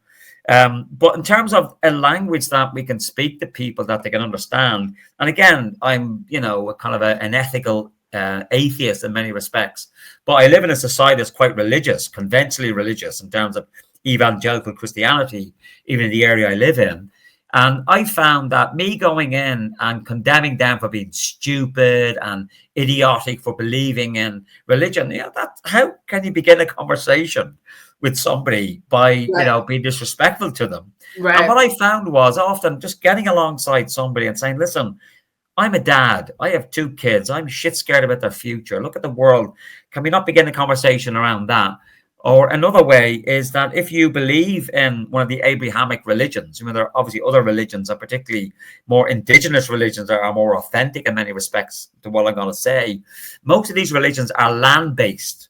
They're Mm. connected to the land. It's all about stewardship. To say, listen, you're a Christian or you believe in an indigenous belief system, which is about the importance of the land. You're not a Marxist like me, but listen, we're destroying the land. And according to your belief system, this is God's creation. Can we Mm. not have some sort of connection there? And I think it's about it being a bit, be more humble. And I think part of the problem with the left and the far left and people like me is that we come across as elitist. We speak in a language that people don't understand. We're talking down to people. Oh, how can you believe in religion and spirituality in the 21st century and so on? When the reality is this, every society lives in mythic regimes. Mm. Our myth at the moment is this myth of endless capitalist growth and consumption and consumerism. It's a mythic thinking. You do not defeat a myth with facts and science, important as they are. You defeat a myth with a better story, with a better Mm. myth. So, not just because I'm Irish and we're great at storytelling and talking, as you can no doubt discern. We need to tell better stories. That our stories of the future are like, postcards from a beautiful holiday destination, the places we want to go to, rather Yeah. than this kind of sacrificial. Oh, the climate crisis means we have to be vegan and we can't fly, and it's all very negative. We need to say, you know what? I'm proposing to you a society in which everybody's needs are met. We have a 3-day working week. We have lots of public holidays. We have lots of great public services and free public transportation, all of which are possible. It's to present people a vision of a better world, that their heart will then move. The people's heads is not enough. Yeah. The reason why we're in the shitty state we are politically, and this may be controversial to people listening, is that the political right don't give a shit about facts. What they care about is appealing to people's values and appealing to their hearts. The left is all it's in our heads. The correct analysis and how do we, get the correct policy. And we need that. But actually what we need now at this time is stories, better stories of connecting with each other, and stories and particularly of hope. That to me is the most important thing that I'd see that is facing us now. How do we tell stories and co-create stories of hope in what seems like a hopeless situation that we're now in? I love it. I love it. I love it. Let's see what this comment, like the dismantling of Black families by jailing young Black men and not allowing them basic human rights inside of prison and outside after release. It was not accidental. The system was strategically designed. No doubt. No doubt. Yeah. I mean, the system isn't broken. Well, it's the carceral system in America. And of course, as many of you know, America has a higher proportion of its population in prison than any other society on the planet. Wow. Even authoritarian regimes. There are mostly Black and Latino and ethnic minority folk in the States in your carceral system. And it's part of an economic system in America. But the system is not broke. It's working perfectly. As designed. It was designed to do that in a way. And that's where we see, in my view, the other side of the modern capitalist state. On the one hand, we get this simulation of legitimacy in these elections every couple of years, where we can elect who's going to rule over us. But on the other side, there's always coercion. So you get consent on the one hand through democracy in a very limited form, but there's always coercion underneath it. And particularly where you're living now, it is very, very clear. It always has been. America is an incredibly violent society. It's an incredibly coercive society in terms of your military industrial complex. The police, I have never seen such aggressive armed police. And I'm speaking as a white guy who's been there. I've been shit scared walking around your cities, not from the other citizens I'm seeing, but from your police. That's who scare me. Right. I hear that. Yeah, it's definitely not a good situation, but I love this idea of sharing a better story. I love that. That's very inspiring to me. I want to back up a little bit because you were talking about after your first year of being in politics, you had learned a lot, and you were looking at, wow, is this how women and people of color feel and how they are treated? But you said you were in it for 8 years. Yeah. So why did you stay in it so long if you felt like you weren't accomplishing? Is it optimism or what was going on there? I am an incredible hopeful person. I'm not optimistic. I mean, optimism to me is not the same as hope. Optimism is the kind of happy idea that's all going to be fine. It's a kind of a lazy assumption that things are going to work out. Hope is very different. Hope requires action on the one hand. And to be truly hopeful, you've got to, accept, I may fail. That's why it's hopeful. So I stayed in more out of hope than expectation. But also I did get some things done that were good, but my name will never appear on the official records. So I did what I seen a lot of women in my family do, my own mother. I was raised in a typical Catholic household. The man was the head of the household. But what my mother and other strong women in my family would do, they would basically say something to my father or my uncle, and they would reject, oh, that's a ridiculous idea. And then 6 months later, my dad would say, you know what, we're going to do this thing. The same thing my mom had said 6 months before. And then my mother would say, that's a great idea, Jack. Let's do that. And so I found that I could identify some less dogmatic and at least open opposition politicians, because I had, I'm not being, big headed, but I had the intellectual capacity to bring good policy ideas, but I just never had the numbers to get them through. So I'd give as a gift to a political opponent that I built up some relationship with, say, here's a good idea, and then wait for 6 months, maybe a year, and suddenly what I had said that was rejected, like my mother, my father, to find out a year later, and then I'd say, oh, that's a great idea. And the thing is, having to let go of your ego, because ultimately, who cares who gets the thing done? Right. It's to get the thing done, and it's going to improve people's lives. So, and that was difficult, though, I'll be honest with you, because I'm quite a combative person. I've got a strong, healthy sense of ego.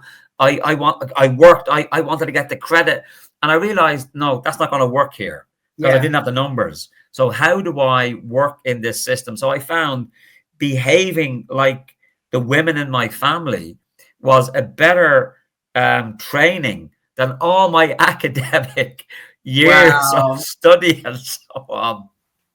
That's wild. That's wild. Yeah, G. Russell says that listening to women is a great way to be ahead of the curve.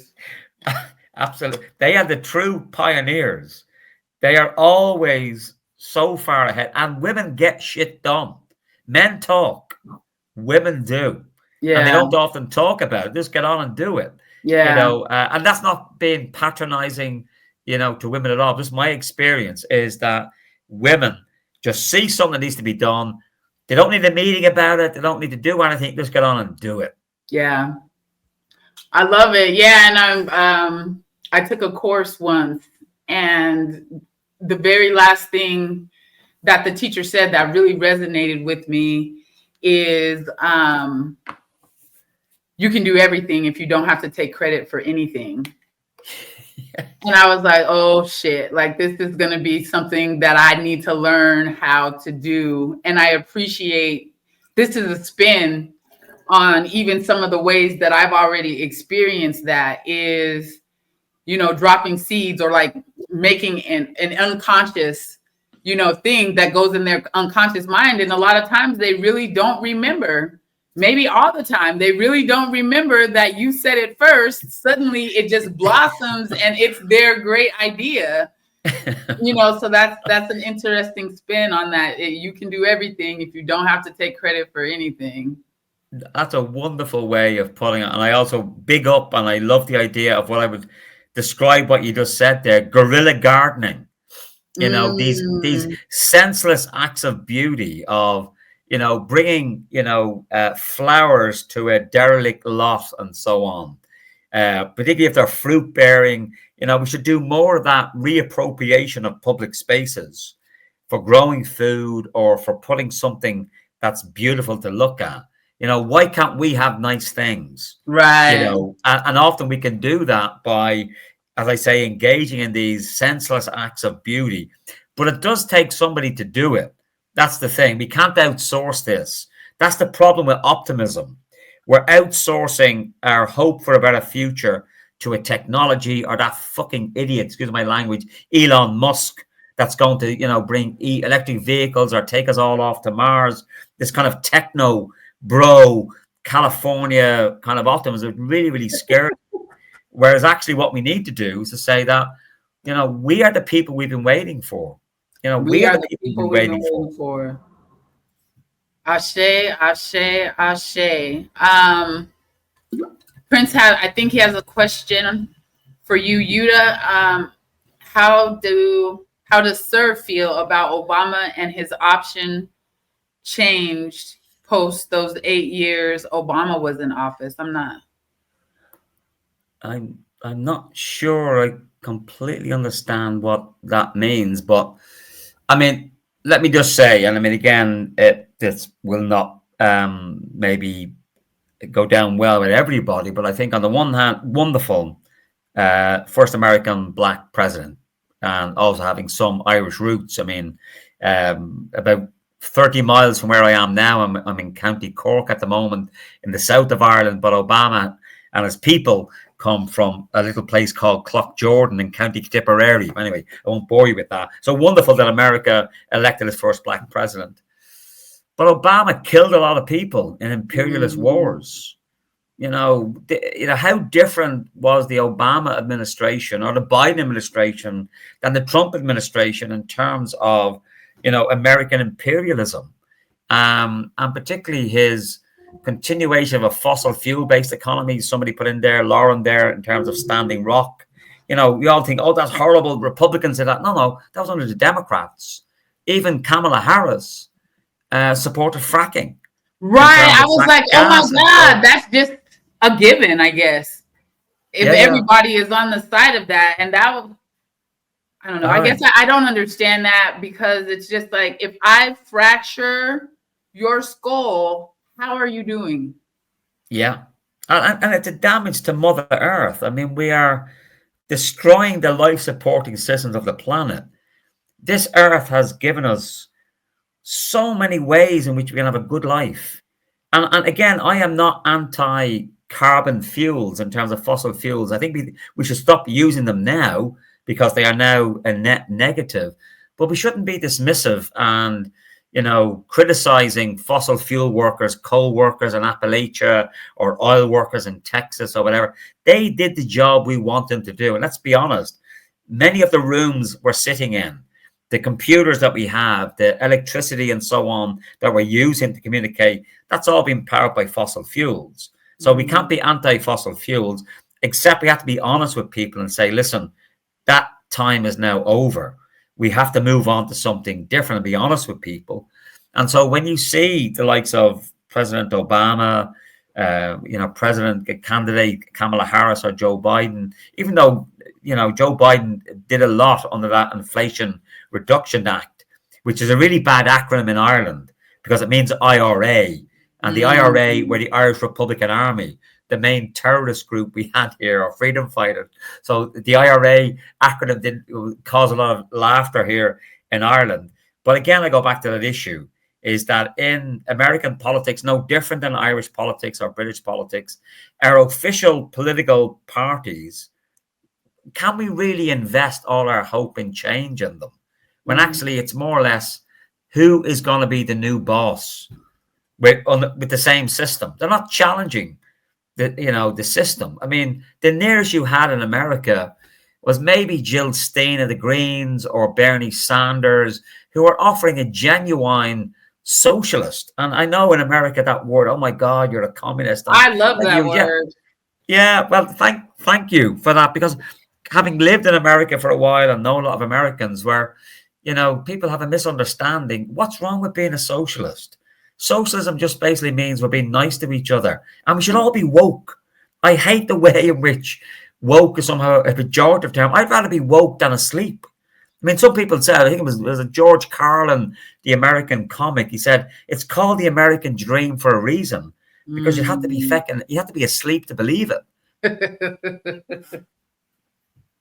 Yeah, yeah, yeah, yeah, yeah. Let's see. G. Russell says, good time to put in a word for AI, producing mostly garbage output with the carbon Yeah. footprint of a house fire.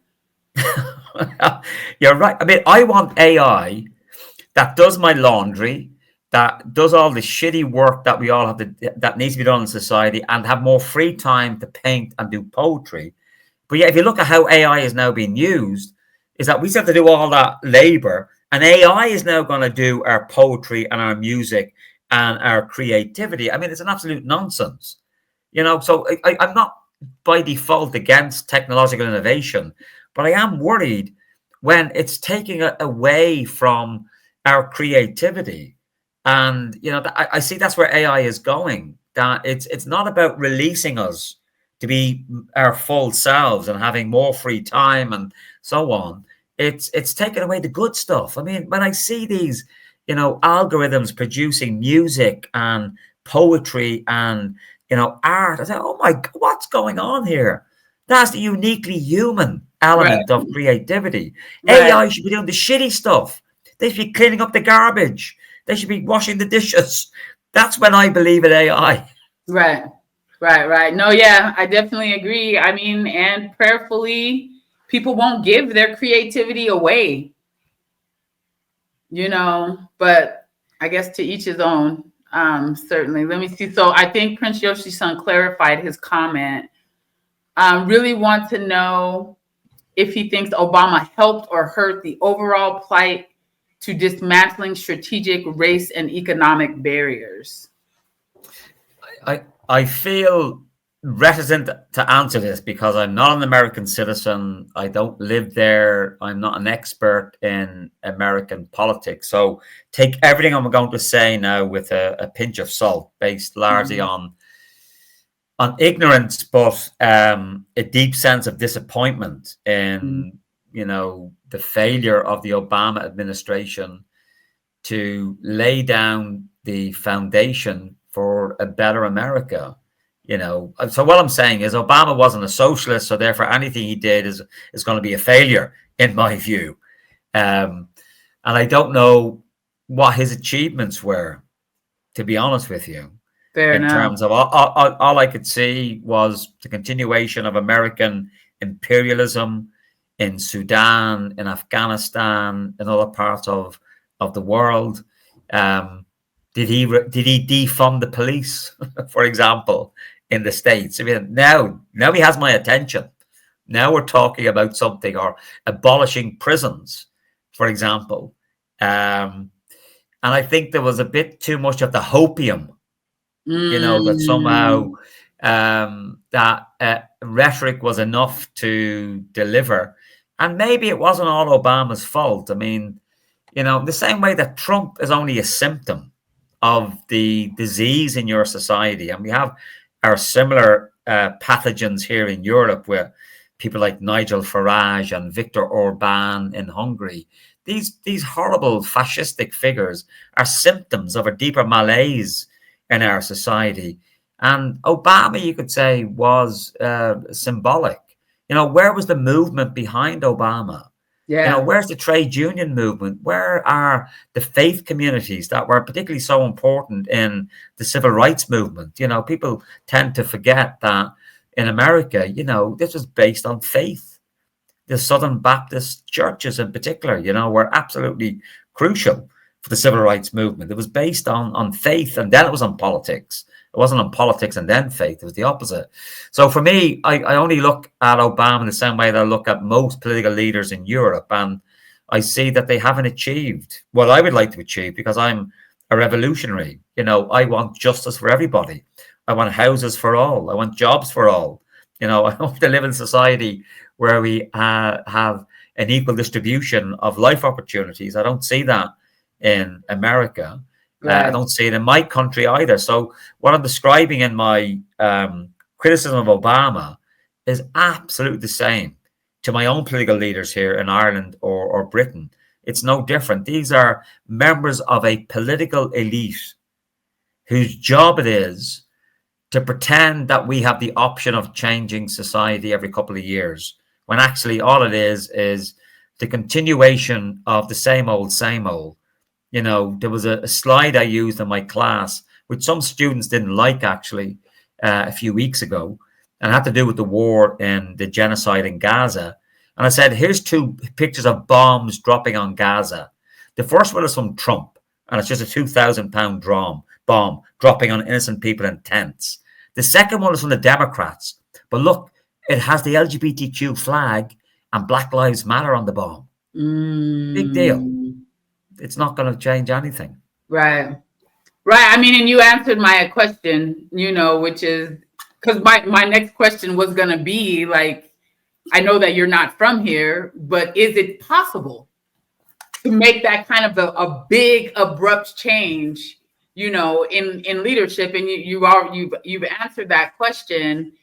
And I guess so that leads me to want to ask, how real do you think any of this is? Like, I really, sometimes when I watch these people have these debates and things of that nature, and I'm like, this is just reality TV.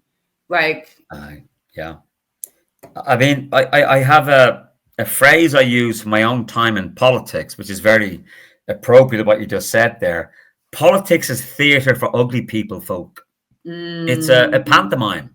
It's a performance, and therefore it's not unusual or surprising to me that in America you've just elected a reality show personality in the same way that you elected Ronald Reagan, who also was an actor, a yeah, bullshit, just a performer, and so on.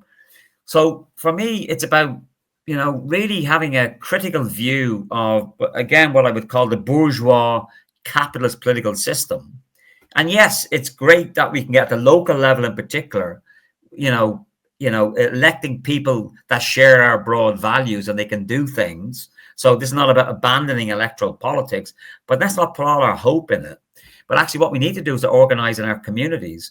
And really important here is some of our most radical or revolutionary acts can simply to stay well in this messed up world, to stay happy. And that sometimes means you're not political, where you're just checking out, you're just going to do your own thing. You are not a traitor to the cause because you have gone away for a couple of weeks or months and yeah, done your own thing. I used to think, particularly as a younger politician and activist, that every day you had to be at the front line and arguing and fighting.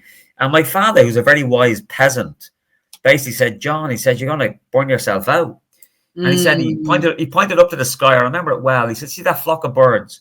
The bird at the head, like the birds fly in a V shape. He said the bird at the head doesn't stay there all the time. right, That bird goes down to the back. In other words, you are no good to the struggle if you're burnt out and cynical and broken.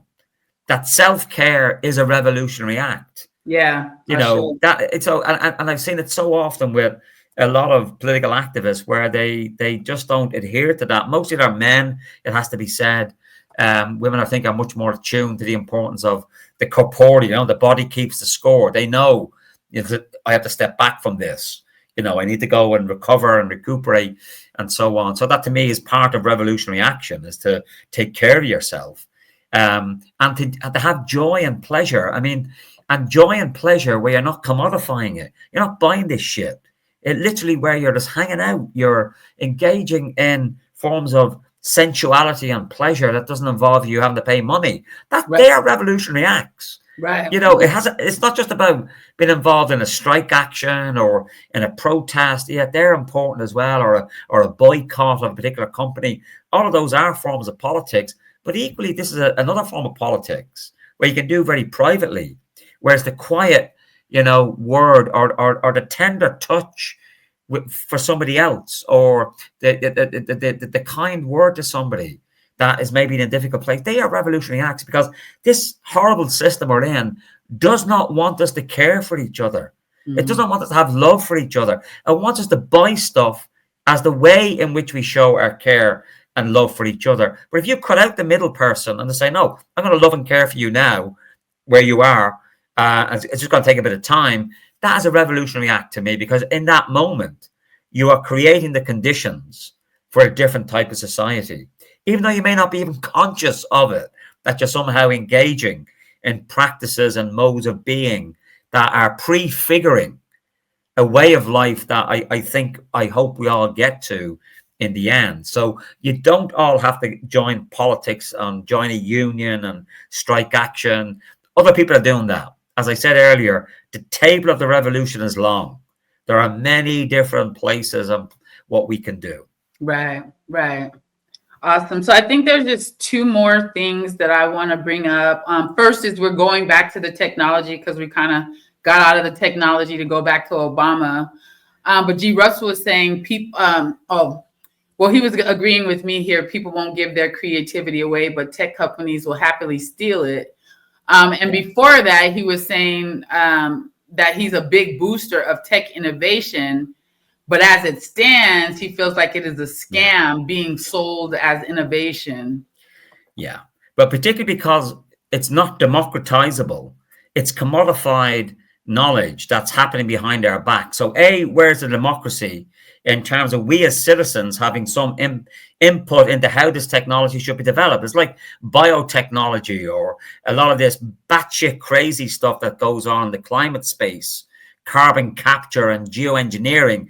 None of us as citizens are involved in this, but private companies with the state are colluding in this. So I have big problems with the way tech innovation is being developed because it's happening behind our backs. And then it's being Mm, sold for profit. And is it really adding to our lives? I mean, mother of God, Bitcoin and all these batshit crazy cryptocurrencies, what benefit to the world are they bringing?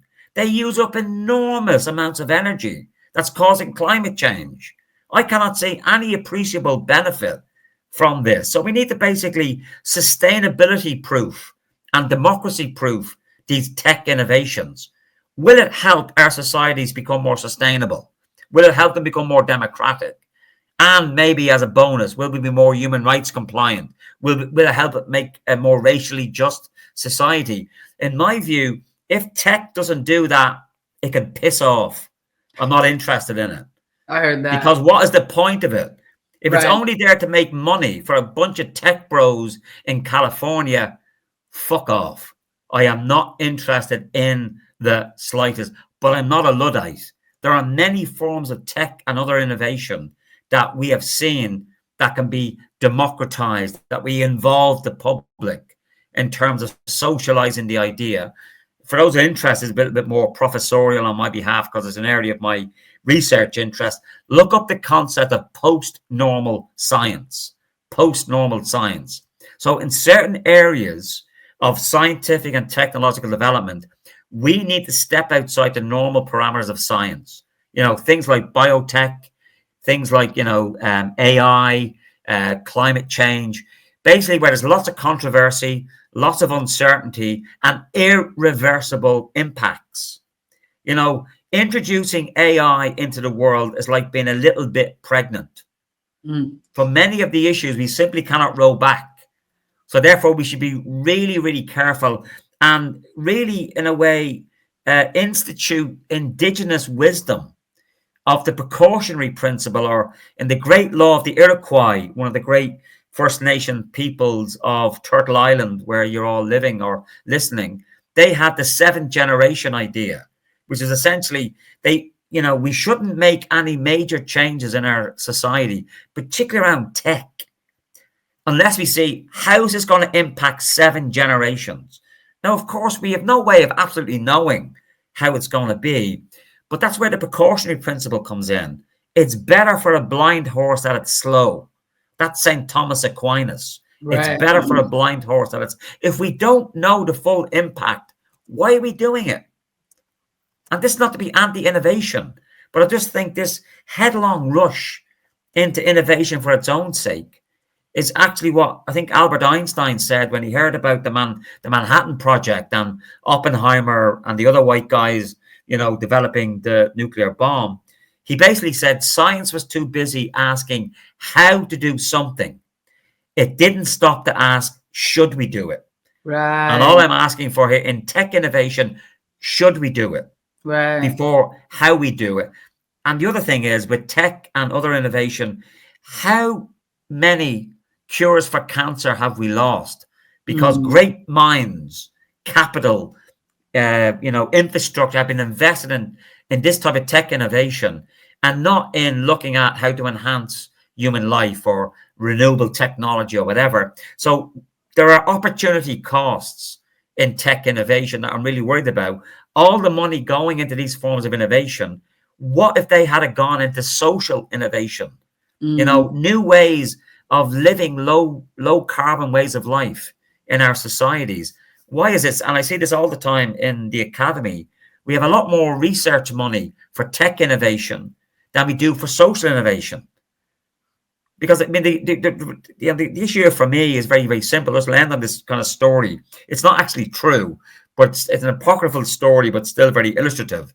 It's about the space race between the Soviets and the Americans in the 1950s. So they're both vying to get, man in space. So the Americans invested hundreds of thousands of dollars in a pen that could exist in sub-zero temperatures, upside down, act as a magnet when they went for spacewalks. The Russians used a pencil. So what if many of the solutions we need are not to do with tech? They have to do with changing the structure of our societies, redistributing the wealth and resources we have an awful lot more. So I'm really worried about this kind of tech optimism, which actually is often very unjust.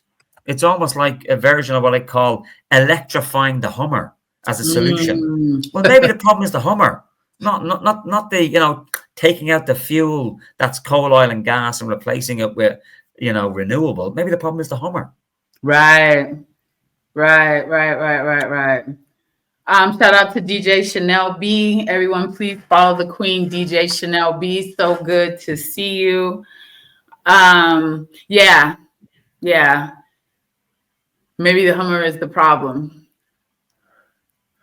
As far as alternatives to capitalism, and I know you've already talked about Marxism, and I would agree. I mean, I'm not very savvy, I would say, politically, but I definitely, what I know about socialism, it definitely seems that the people are happier and smarter.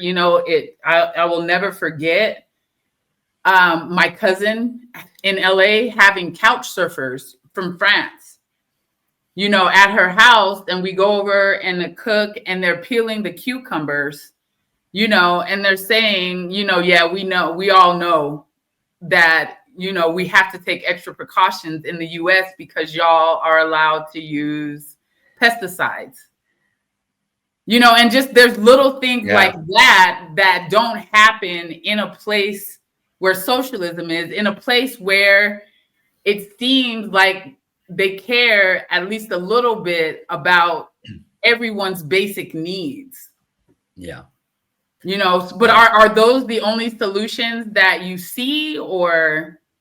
No, and I think, and I'm so glad to hear you say that you're not going to the Soviet Union and communism and how bad it was. That's often how American people that I've spoken with, who have this really ideologically indoctrinated view that's almost like it's a Pavlovian response. Whenever you hear socialism or communism, it's just and there are many varieties of post-capitalist or non-capitalist way of organizing our world. I mean, we've only lived in capitalism for maybe 200 years. Why on earth do we think that this is the only way we can live? And actually, capitalism has achieved quite a lot.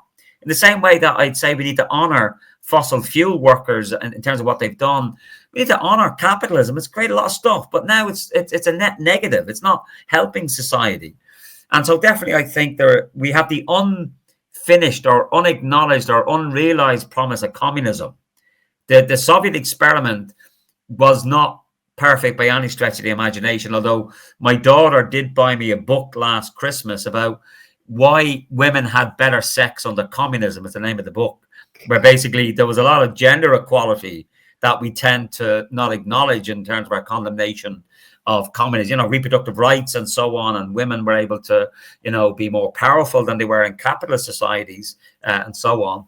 But for me, I'm going to give you and your listeners two other imaginative possibilities that certainly occupy my mind. One is, and they're both kind of cultural, not necessarily academic, forms. One is steampunk. This kind of aesthetic of, reimagining a 19th century industrial experience, but with kind of high tech. And anyway, it's a really interesting kind of understanding of rewriting the past. The second one is Afrofuturism, actually. That, and it's not just about Black Panther, the films, which are great, by the way. I mean, they really were in terms of presenting Africa as this, or at least, Wakana as this, futuristic and wonderfully egalitarian, tech savvy, and so on. But I think in the Afrofuturism genre, we begin to see different ways in which we can honor, something that you had mentioned a few times, that a spirituality with technology, with an egalitarian ethos that I would describe as socialism. Other people, can describe it how they want. As far as I can see, whenever you see the Black Panther films, nobody in Wakanda is a beggar. These people are beautifully dressed. They are aesthetically attuned. They are in the flow. They are beautiful.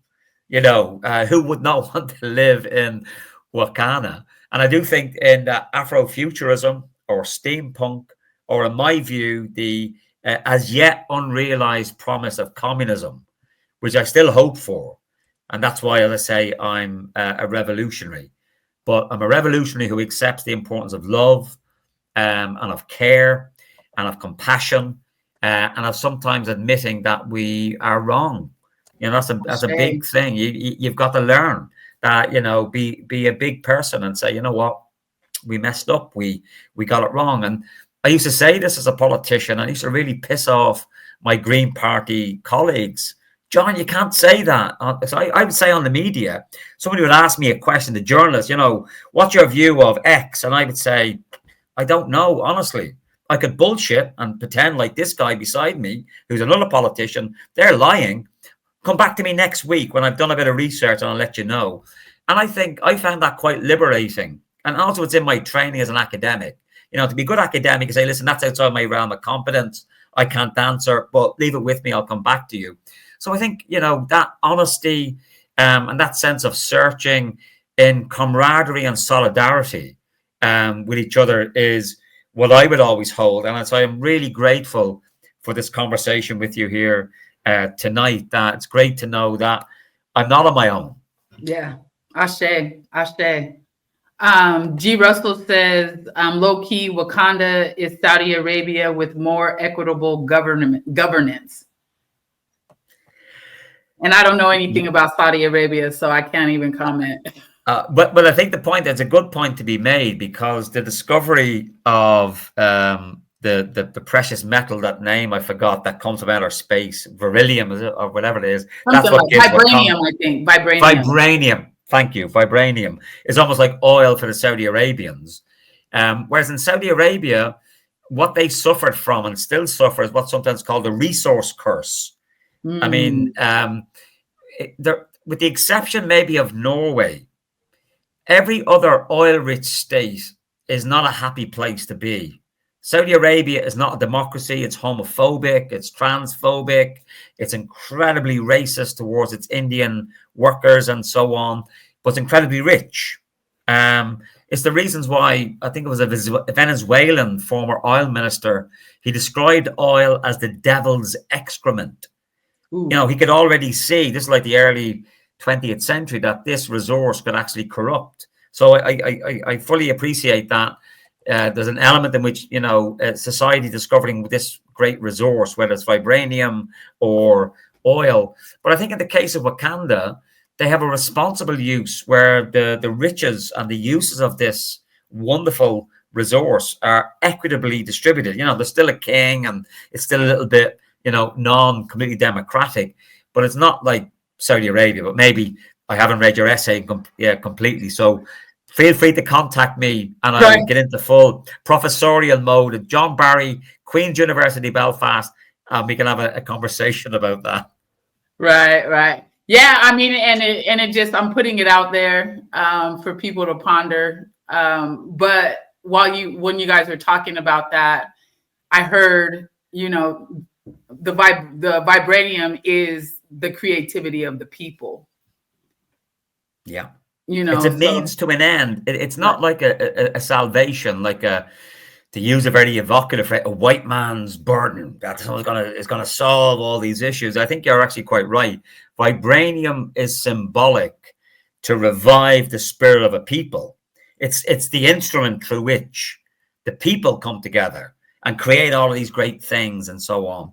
because otherwise the vibranium becomes the master, telling people what to do and robbing them of their creativity. That's a wonderful. I'm going to take that, if you don't mind. I'm going to steal that because that's a great way of reinterpreting it. Vibranium is not the issue; it's the creativity and the love that people have in that society. Yes. That's the thing. And I wish the movies would have maybe spent more on the culture in Wakanda rather than the fighting and the aliens, and to see and explore the beauty, because it's aesthetically beautiful. It's Yeah. harmonious. There are green and blue spaces. There's technology integrated with their lives, and they have festivals and so on. So for me, it was like a taste of maybe a world to come, Right. which is maybe in these imaginative literatures or our own conversation, it is the case that the future is already here.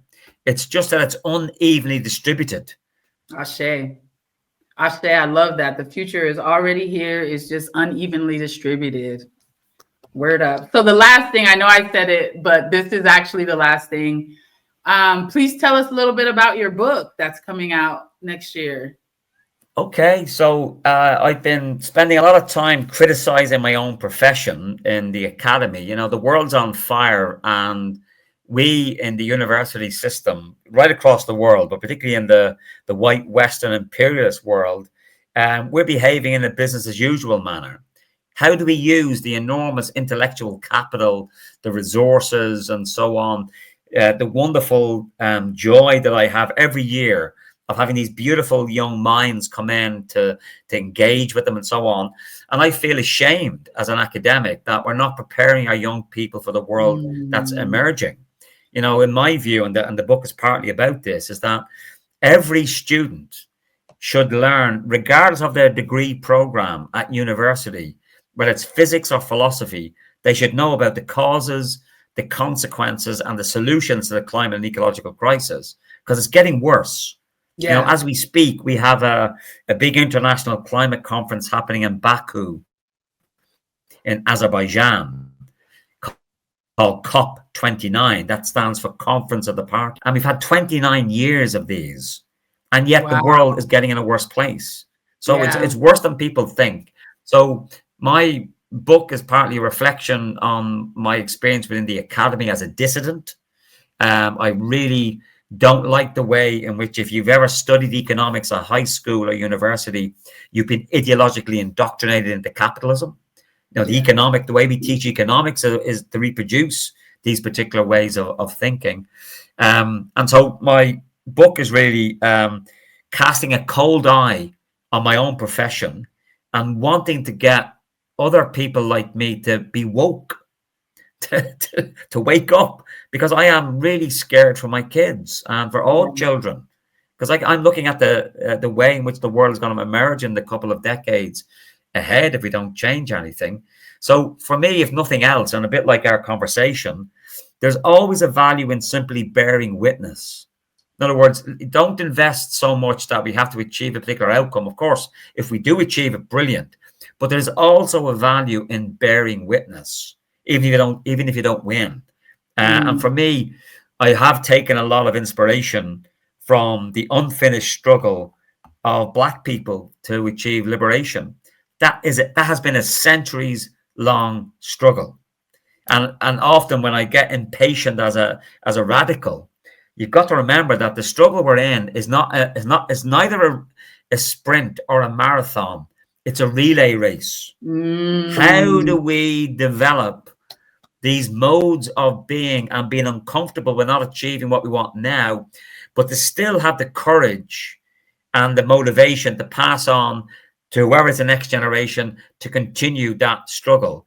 And for me, that's what I'm interested in. I want to be a good ancestor. This Ashe. book is in part me imagining when I'm old and more grey than I am now on my deathbed, and saying to my children, well, you know what? Your dad was woke. He tried his best. We maybe failed or we didn't. But I want to be a good ancestor. I want to be able to look myself in the mirror in the evening and say, well, I've done some good in the world. Ashe. And particularly, I'm quite angry with a lot of my academic colleagues who are privileged. They've got economic security. They got status. they have a lot of capacity to do good, and they're not stepping up to the plate.